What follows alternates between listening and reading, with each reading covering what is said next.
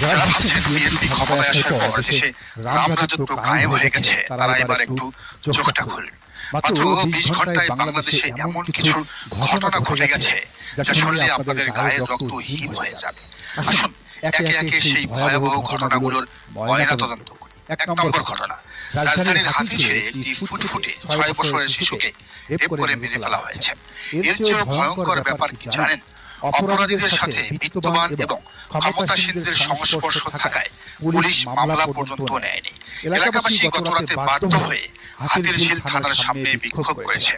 যে সরকার একটি ৬ বছরের শিশুর ধর্ষণের বিচার করতে পারে না দলীয় পরিচয়ের কারণে, সেই সরকার নাকি দেশ গড়বে, নারীদের জন্য নিরাপদ দেশ গড়বে।